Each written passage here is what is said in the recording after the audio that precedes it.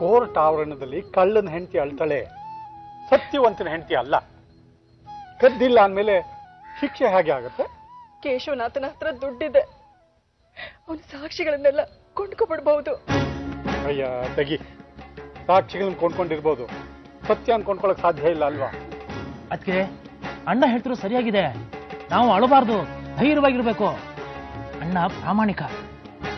ಅಣ್ಣ ಆಯರ್ ನಾಮದೇವ ನೀನು ಸಿಕ್ಕಾಕ್ಸೋದಿಕ್ಕೆ ಏನೇನೋ ಪ್ರಶ್ನೆಗಳು ಕೇಳ್ಬಿಡ್ತಾನೆ. ಎಚ್ಚರಿಕೆ ಉತ್ತರ ಕೊಡು, ಅರ್ಜೆಂಟ್ ಮಾಡಕ್ ಹೋಗ್ಬೇಡ. ಮತ್ತೆ ನೀನ್ ಚಿಂತೆ ಮಾಡ್ಬೇಡ, ಲಾಯರ್ ಕಾರ್ತಿಯನಿಗೆ ನಾನೆಲ್ಲ ಹೇಳ್ಕೊಟ್ಟಿದ್ದೀನಿ, ಪಾಯಿಂಟ್ಸ್ ಬರ್ಕೊಟ್ಟಿದ್ದೀನಿ. ದೇವಿ ಬರ್ಲಿಲ್ವಾ ಪಾರ್ವತಿ?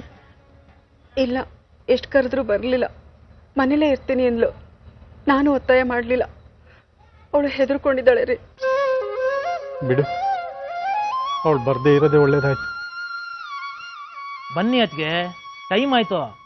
ಅಣ್ಣ ನಾವು ಆಮೇಲೆ ಸಿಗ್ತೀವಿ, ನೀನೇನು ಯೋಚನೆ ಮಾಡಬೇಡ. ಜಯಬೇರಿ ನಮ್ದೆ. ತೀರ್ಮಾನ ನಾನು ಬರ್ದಿದ್ದಾಗಿದೆ, ಸದಾಶಿವನಿಗೆ ಬಿಡುಗಡೆ ಹಾಕ್ಬಿಡುದು ಅಂತ. ಬಿಡುಗಡೆ ಆಗಲ್ಲ ಅಷ್ಟೇ. ನುಗ್ಗ ಈಗ ದೇವಿ ಮನೆಗೆ, ಅಲ್ಲಿ ಯಾರು ಇರೋದಿಲ್ಲ, ಎಲ್ರು ಕೋರ್ಟ್ ಹಾಲಲ್ಲಿ ಇರ್ತಾರೆ. ತೀರ್ಪು ಕಾಯ್ತಾ? ನೀನು ಎಲ್ಲಿಗೂ ಹೋಗೋದು ಬೇಡ. ತೀರ್ಪು ಉಲ್ಟಾ ಹೊಡೆದ್ಬಿಟ್ರೆ? ಇನ್ಸ್ಪೆಕ್ಟರ್ಗೆ ವಿಪರೀತ ಮೋಹ ಅವನ ಸಂಸಾರದ ಬಗ್ಗೆ.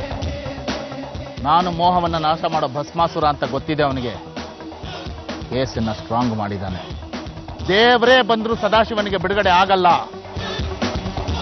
ಈ ವೇಳೆ ಸದಾಶಿವ ಬಿಡುಗಡೆ ಆಗ್ಬಿಟ್ರೆ ದೇವಿ ನಮ್ಮ ಕೈಗೆ ಸಿಗಲ್ಲ.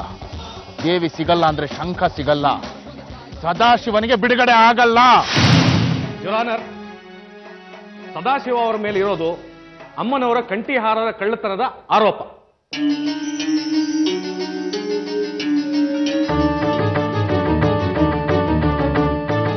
ನಮ್ಮಪ್ಪ ಅಮ್ಮ ತುಂಬಾ ಒಳ್ಳೆಯವರು, ಯಾರಿಗೂ ಸುಳ್ಳು ಹೇಳ್ದವ್ರಲ್ಲ, ಮೋಸ ಮಾಡ್ದವ್ರಲ್ಲ. ಅಂಥವ್ರಿಗಿವತ್ತು ಕಣ್ಣಿಲ್ಲ, ಕಳ್ತನದ ಆಪಾದನೆ, ಶಿಕ್ಷೆ ಆಗತ್ತೆ. ಚೆನ್ನಾಗಿದೆ ನಿನ್ ನ್ಯಾಯ, ನಿನ್ ಪಕ್ಷಪಾತ. ನಮ್ಮಪ್ಪ ಕಳ್ತನ ಮಾಡಿಲ್ಲ ಅನ್ನೋದೇ ನಿಜ ಆಗಿದ್ರೆ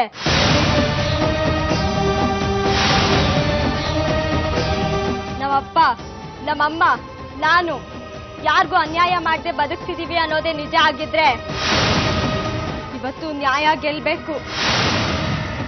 ಅಪ್ಪ ಬಿಡುಗಡೆ ಆಗ್ಬೇಕು. ತಂತ್ರಿಗಳೇ, ಅದು ಹೇಗೆ ಅಷ್ಟು ನಿಷ್ಠೂರವಾಗಿ ಸದಾಶಿವಯ್ಯನೇ ಕದ್ದಿದ್ದು ಅಂತ ಹೇಳ್ತೀರಿ? ಯಾವಾಗ್ಲೂ ಗೇಲಿ ಮಾಡೋನು. ಕಲ್ಲಿಗೆ ಕಂಠಿಹಾರದ ಬೆಲೆ ಗೊತ್ತಾಗಲ್ಲ, ಯಾಕಾಗ್ತೀಯಾ? ಟ್ರಸ್ಟಿ ಕಮಿಟಿ ಅವ್ರನ್ನ ಒಪ್ಪಿಸಿ ಪಾಲಿಶ್ ಮಾಡೋ ನೆಪದಲ್ಲಿ ಮಾರ್ಬಿಡು ಅನ್ನೋನು. ಅಮ್ಮನವ್ರಿಗೆ ಅಲಂಕಾರದ ಅವಶ್ಯಕತೆ ಇಲ್ಲ ಅನ್ನೋನು. ಮಾರೋದು ಕಳ್ತನ ಮಾಡೋದು ಬೇರೆ ಬೇರೆ ಅಲ್ವೇನ್ರಿ ತಂತ್ರಿಗಳೇ? ಮಾರಕ್ ನಾವು ಒಪ್ಲಿಲ್ಲ. ಸದಾಶಿವಂಗೆ ಮೊದ್ಲಿಂದನೂ ಕಂಠಿಹಾರದ ಮೇಲೆ ಕಣ್ಣಿತ್ತು. ನನಗೂ 2 ಲಕ್ಷದ ಆಸೆ ತೋರಿಸಿದ್ದ. ಇವರು ಚಿನ್ನ ಬೆಳ್ಳಿ ವ್ಯಾಪಾರ ಮಾತ್ರ ಅಲ್ಲ, ನಕಲಿ ಬೀಗದ ಕೈ ತಯಾರು ಮಾಡ್ತಾರೆ. Point by noted your honour. ಸದಾಶಿವಯ್ಯನವರು ನಕಲಿ ಕೀ ಕದ್ದಿರೋ ದೇವನೇ ಸ್ವಾಮಿ. ನಕಲಿ ಕೀ ದೇವಸ್ಥಾನ ಪ್ರಾಕಾರದಲ್ಲಿ ಬಿದ್ದಿತ್ತು. ಸುತ್ತ 20 ಹಳ್ಳಿಲಿ ನಕಲಿ ಕೀ ಮಾಡೋ ಸದಾಶಿವ ಒಬ್ನೇ. ಇವತ್ತು ನ್ಯಾಯ ಗೆಲ್ಬೇಕು. ಅಪ್ಪ ಬಿಡುಗಡೆ ಆಗ್ಬೇಕು.